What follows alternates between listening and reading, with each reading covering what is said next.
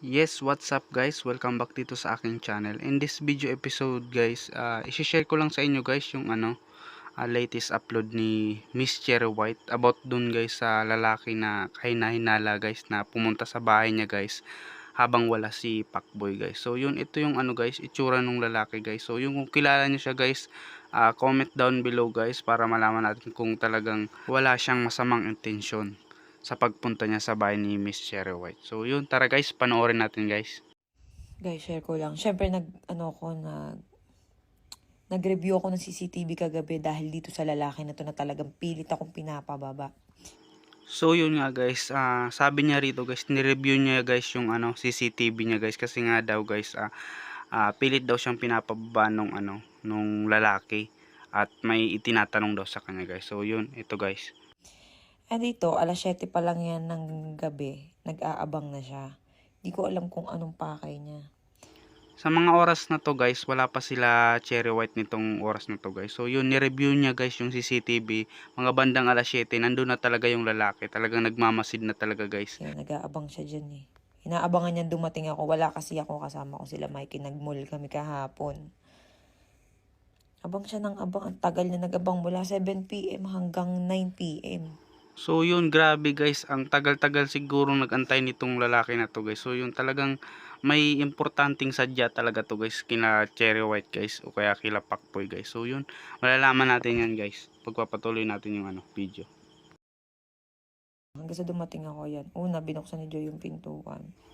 So yun nga guys, dumating na sila dito guys, galing ng mall guys. So yun, pero yung lalaki guys, lumayo, umalis. Parang tinitingnan na lang sila guys kung anong mga gagawin nila guys pag dumarating sila guys. Parang pinagmamasdan niya lang guys. Tapos dito guys, sa bandang to guys, parang kinawayan daw guys si Miss Cherry White. Tapos iba yung kutob ni Miss Cherry White dun sa lalaki nung yung kumbaga unang expression mo sa tao parang kakaiba kaagad, parang may naramdaman siya kaagad na kaba na hindi niya maipaliwanag. So yun, natatakot na siya dito guys. Matutulala ako dyan kasi nakita ko nga siya nakatitig kumakaway sa akin. Ayaw niyang lumapit.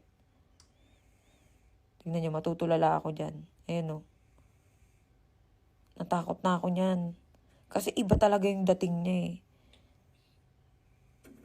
Kinakawayan niya ako. Tapos kunyari wala lang ako napansin. Tataka ko lang, bakit nung sumigaw ako ng Pacboy tara dito, bakit nagdali-daling umalis? Oo nga naman guys, kung talagang walang masamang balak yung lalaki, ba't ganun? Kunwari tinatawag ni Miss Cherry White si Pacboy, naaligagan naman yung lalaki, papaalis siya. Kakaiba nga guys yung kinikilos niya guys talaga eh. Tapos siguro napansin niya nga wala si Pacboy, bumalik. Bumalik siya. Ayan o, ito na yung bumalik siya eh. Tapos lumabas ako sa terrace. Tinitignan ko siya kung ano yung gagawin niya. Palingon-lingon siya sa paligid eh. Hindi siya mapakali eh.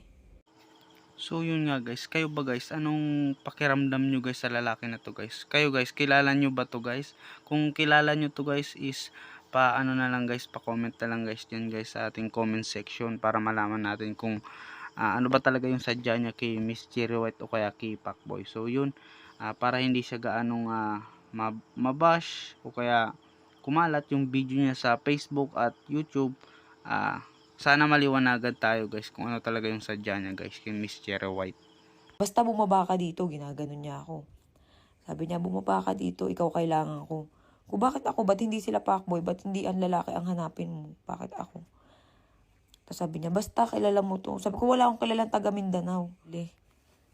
Dahil sa nangyari, matututo talaga akong humawak ng baril. Diyos ko.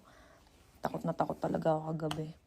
Hindi ako judgmental na tao, pero yung pilit mo kong pinapababa, na hindi ka makatingin sa akin. Grabe, nakakatakot talaga. Iba yung trauma.